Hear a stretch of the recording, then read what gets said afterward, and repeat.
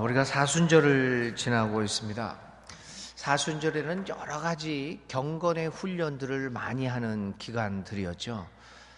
그래서 중세 시대나 또 뭐 유럽에서는 뭐 여러 가지 또 금식도 하고, 그리고 또 금욕 생활도 하면서 채찍도 맞고 뭐 그런 여러 가지 경건의 훈련도, 뭐 기도하는 거는 말할 것도 없이요. 또 침묵의 시간도 가졌고 여러 가지 형태의 경건의 훈련들을 했던 기간들입니다. 그래서 음식 같은 것들도 굉장히 조심히 먹었었죠. 일체 고기를 먹지 않고. 그래서 그 풍습이 아직도 남아서 유럽이나 중남미 같은 카톨릭 국가에서는 이렇게 수요일 날 지난 수요일 날 우리가 이제 사순절이 시작됐으니까요. 바로 그 전까지 모든 축제들을 다 끝냅니다. 그리고 40일 동안에는 모든 뭐 춤이며 오락이며 노래며 일체 안 하는 그러한 그 훈련, 이러한 그 문화들이 있습니다.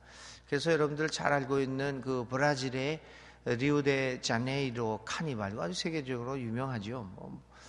사람들도 많이 죽고 그냥 막 광란의 밤을 지내는 것 같은 일주일의 그 카니발 축제 같은 것도 바로 이 제2의 수요일 전까지 끝나게 됩니다.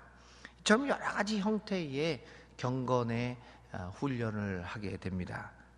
저는 남미에서 살아갈 때 이게 카톨릭 국가였으니까 이 40일 동안에 이 소고기나 이런 붉은 고기들을 안 먹고 돼지고기 이런 것도 이제 안 먹고 닭고기만 좀 먹고 뭐 이러는 사회 문화가 아주 흔한 것들을 몸으로 경험하고 왔습니다. 그런데 이렇게 사순절에 행하는 훈련 중에 하나가 금식 훈련입니다.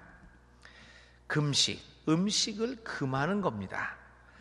그런데 이 금식이라는 것을 요즘만 이 사순절 기간에만 사순절을 지내는 기독교인들만 금식이 하는 것이 아니라 유대교에서는 아주 오래된 경건의 훈련의 방식 중에 하나였습니다. 그런데 금식은 단순하게 음식을 금하는 것만이 아니었습니다. 만일 그렇다고 한다면 그것은 금식이 아니라 굶식이 되었을 것입니다. 굶식, 굶는 것, 이것은 단지 육체를 향한 것뿐이었습니다. 그러나 금식은 이 굶식을 넘어서 무엇보다도 영적인 의미를 가지고 있습니다. 금식이라고 하는 것은 먹을 것을 금하는 것을 넘어서 금식 기도를 통하여 영적인 훈련을 통하여 주님의 고난에 동참하는 의미가 매우 강합니다.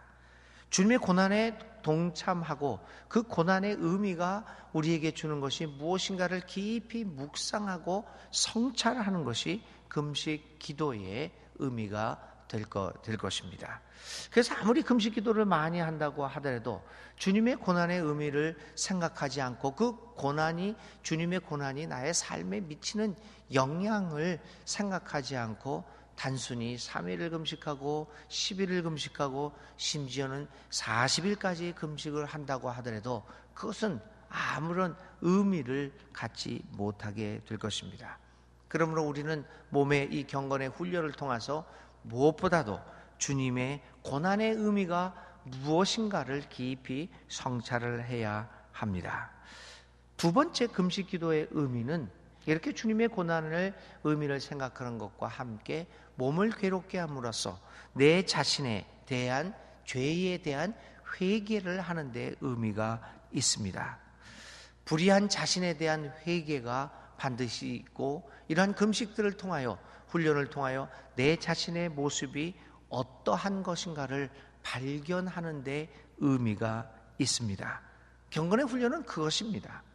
자신을 발견하지 못하고 그저 하늘만 바라보고 있다고 한다면 그 경건의 훈련은 의미가 없게 됩니다. 아무리 기도를 많이 열심히 한다고 하지만 내 자신의 모습을 그런 훈련을 통해서 전혀 깨닫지 못하고 한다면 그것은 아무런 의미를 갖지 못하게 됩니다. 근데 사실 우리의 경건의 훈련 중에서 가장 힘든 게 이것 아닙니까? 하나님을 바라볼 수는 있습니다. 하나님의 은혜로 체험할 수는 있습니다. 그분의 사랑이 어떻고 그분의 고난이 어떻고 다 그렇게 생각을 할 수는 있습니다. 그런데 이러한 금식이든 기도든 성경 공부든 여러 가지 행위들을 통하여 내 자신을 들여다볼 수 있는 것은 참 어렵습니다. 믿음이라고 하는 것, 경건의 훈련을 통해서 믿음이 성숙해진다고 하는 것은 매 순간 내가 어떤 모습의 사람이라는 것을 스스로 보게 될 수 있는 능력의 배양이 아니겠습니까? 그런데 오늘 우리들은 이 경건의 훈련을 통하여서도 내 자신에 대한 회개는 이르지 못하고 있습니다. 그래서 이 금식 기도의 의미는 무엇보다도 이 자신을 돌아보는 거에 있습니다. 세 번째로는 불우한 이웃의 배고픔과 가난을 생각하는데 그 목적이 있습니다. 나만 배부르면 모든 것이 행복해진다고 생각하고 있는 우리 개인주의가, 이기주의가 팽배한 이 사회에서 우리는 이 금식 기도를 통하여 다시 한번 그렇지 않고 여러 가지 어렵게 살아가는 우리의 이웃들이 대다수라고 하는 것들을 생각하는 데 그 목적이 있습니다. 당시 유대교 사람들은 이 같은 금식 행위를 하는 데 있어서 매우 뛰어난 사람들이었습니다. 우리는 참 이 유대교 사람들이 했던 것 같은, 그리고 중세 가톨릭 교인들이 했던 이 금식을 참 할 수 없는 그런 금식을 하기는 힘든 사회 환경에 살고 있습니다. 이렇게 그렇게 뛰어나지 못하고 익숙하지 못합니다. 그런데 유대인들은 이 금식 행위라고 하는 것이 아주 뛰어난 사람이었습니다. 그들은 종교 행위로서 금식을 실천하는 데 있어서 주저하거나 망설이는 사람들이 아니었습니다. 그렇게 금식 행위에 매우 익숙해 있는 사람들이었습니다. 어쩌면 그들은 금식의 전문가들이었습니다. 어떻게 금식을 하는가, 그 내용은 어떻게 되어야 하는가, 그러한 누구보다도 너무나도 잘 알고 있는 전문가들이었습니다. 요즘 우리의 말로 하면은 신앙에 대해서 너무나도 잘 알고 있고, 또 신앙인은 어떻게 종교 행위를 행해야 하는 것인가를 너무나 잘 알고 있는 전문가 중에 전문가들이었습니다. 그런데 오늘 이사야는 이 전문가들을 향하여 오늘의 목소리, 오늘의 말씀을 전하고 있는 겁니다. 그냥 아무것도 모르는 사람, 금식이 뭔지도 신앙이 뭔지도 모르는 초보자들에게 이야기하는 것이 아니라 누가 보아도 저 사람은 신앙의 전문가일 것이다 라고 인정받을 수 있는 그 사람들을 향하여 목소리를 높이고 있습니다. 한마디로 얘기하면 이런 거죠. 너희들 전문가라고 그러는데 그건 가짜다. 너희들 지금 잘못하고 있는 것이다 라고 이야기합니다. 너희들이 지금 이렇게 경건 행동을 하고 믿음을 가졌다고 막 그러지만 그거 가짜 믿음이다. 그거 가짜 금식이다. 너희들이 그거 나하고는 전혀 상관이 없는 것이다 라고 하는 뼈아픈 이야기를 하고 있는 것입니다. 그러면서 얘기하는 게 너희들의 금식은 굼식이다. 너희들 한번 그렇게 해봤자 나하고는 상관이 없는 것이다 라고 하면서 그들의 행위를 오히려 하나님을 향한 배신 행위로 보고 있습니다. 하나님이 그들이 하고 있는 금식에 대해서 뭐라고 얘기합니까? 오늘 본문의 4, 5절에 이 예언자를 통하여 하시는 말씀 중에서 도대체 믿는다고 하는 사람들이 금식을 하면서 그렇게 경건 행위를 하면서 싸움이나 하고 가지지 못한 자를 주먹으로 치는 파렴치한 행동을 하고 있다니, 그 사람이 아무리 굵은 배를 두르고 죄를 쓰는 종교 행위를 한다고 하더라도 그 소리가 하늘에 들려질 리가 없는 것이 아니냐라고 하는 선언을 하고 있습니다. 종교 행위와 그들의 삶의 내면의 삶이 일치하지 않는다는 것을 지적을 하고 있습니다. 아무리 금식을 하고 아무리 경건 훈련을 한다고 하더라도 하나님이 그렇게 사랑하시는 사람을 홀대하면 그것은 아무런 의미가 없는 것임을 이야기하고 있습니다. 그러면서 이사야를 통하여 하나님이 기뻐하시는 금식, 하나님이 기뻐하시는 경건이 무엇인지를 우리에게 구체적으로 설명합니다. 그것을 여러 가지로 얘기하고 있죠. 땅 위에서 고통당하는 사람들을 긍휼히 여기고 압제당하는 사람을 자유하게 하고 또 줄인 사람들에게 먹을 것을 주는 일이라고 말합니다. 이것을 통틀어 한마디로 얘기하면 이웃을 내 몸과 같이 사랑하라는 거죠. 사랑하는데 어떻게 배고픈데 그냥 놔둘 수가 있겠습니까? 사랑하는 사람이 어디에 갇혀 있는데 그 사람의 석방을 위해서 고생하며 하더라도 그 사람을 석방하려고 노력하지 않겠습니까? 사랑하는 사람이 억눌려 있는데, 어떤 짐에 억눌려 있는데 그걸 그냥 두고만 보고만 있겠습니까? 어떻게든지 그 억눌려 있는 짐을 덜어주려고 노력하지 않겠습니까? 그 이야기를 하고 있는 것입니다. 가장 중요한 경건이라고 하는 것은 하나님이 그렇게 사랑했던 인간을 내 몸처럼 사랑하다. 인간 중심으로 사람 생명을 중요시하는 것이 가장 큰 경건이다 말씀하고 있는 것입니다. 하나님께서 이런 사람들의 기도를 들어주신다라고 이야기를 하고 있습니다. 그 말씀에 비춰 나를 생각해 봅니다.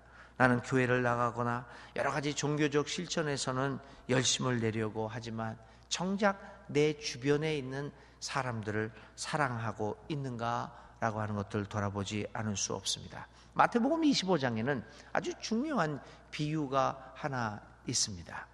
그게 바로 이제 양과 염소를 구별하는 비유지요. 마지막 날에 하나님께서 이렇게 양과 염소를 구별하여 심판의 날에 어떤 심판을 할 때 심판의 기준이 뭘까? 성경은 아주 명확하게 이야기합니다. 금식을 얼마만큼 했는가? 종교 행위를 얼마만큼 했는가? 이것을 참 우리의 기대와는 좀 다릅니다. 사실 우리가 성경을 좀 관심을 가지고 우리의 그 교리라든지 우리의 선입견을 빼놓고 그냥 마치 처음 읽는 것처럼 나는 신앙에 대해서 아무것도 모른다, 기독교에 대해서 아무것도 모른다라고 하는 그 마음으로 한번 성경을 읽어보면요, 놀라운 일들이 많이 발생합니다. 내가 알고 있던 것이 잘못 알고 있었구나, 성경은 그렇게 얘기하고 있지를 않구나 하는 것들을 우리가 많이 발견하게 됩니다. 참 이상하죠. 왜 그럴까? 그러면서 한 가지 깨닫는 게 내가 알고 있는 많은 부분들이 성경을 통해서 안 것이 아니라 그렇게들 사람들이 얘기하니까 그렇구나, 그렇게 가르쳤으니까 그런가 보다 하고 받아들였구나 라고 하는 것을 깨닫게 되는 경우가 많습니다. 그래서 성경을 읽을 때는 어떤 경우에는 내가 가지고 있는 여러 가지 이런 것들을 다 벗어버리고 마치 처음 읽는 것처럼 그 마음으로 읽어보면 의외로 하나님의 음성이 잘 들려옵니다. 마태복음 25장도 그렇죠. 마지막 날에 심판하는 기준이, 우리는 너 예수 믿느냐? 네. 너 교회 열심히 다녔느냐? 네. 너 금식도 했느냐? 네. 너 나쁜 짓 했느냐? 안 했습니다. 그런 것이라고 생각을 해서 대부분이 종교 행위와 관계된 것이라고 생각을 했는데 의외입니다. 가장 작은 자에게 하지 않은 것이 하나님께 하지 않은 것이다. 가장 작은 자에게 행했던 일이 하나님에게 행한 일이다 라고 이야기를 합니다. 참 우리의 좀 뒤통수를 맞았다라고 하는 느낌이 들 정도의 이 비유입니다. 바로 오늘 이사야 이야기도 그렇지요. 사순절을 시작하면서, 사순절을 보내면서 나의 신앙생활을 차근차근 깊이 성찰해 보시기 바랍니다. 종교 행위를 넘어서서 하나님의 사람들을 사랑해 왔는가라고 하는 것에 대하여 깊은 묵상을 하면서 우리 주위에 있는 사람들을 조금 더 전에보다는 조금 더 사랑하고 처지를 생각하고 함께하는 그러한 사랑의 사람들이 좀 더 되어갈 수 있는 이 사순절 기간이 될 수 있기를 간절히 기도드립니다. 하나님이 기뻐하시는 금식을, 하나님이 기뻐하시는 신앙 행위를 할 수 있는 우리 사랑하는 순천중앙교회 교우들이 다 될 수 있기를 주님의 이름으로 축원드립니다. 오늘의 기도 드리겠습니다. 사랑의 하나님, 교회를 나가면서도, 교회를 다니면서도 그리스도인으로 사는 것에 대해서는 깊이 생각하지 않았습니다. 이제 사순절 성찰의 시간을 통하여 믿음에 관해 깊이 생각하게 하시고 우리 주위에 있는 작은 자를 소중히 여기신 그 주님의 마음을 품는 이번 사순절 기간이 되게 하여 주시옵소서. 예수 그리스도의 이름으로 기도를 드립니다. 아멘.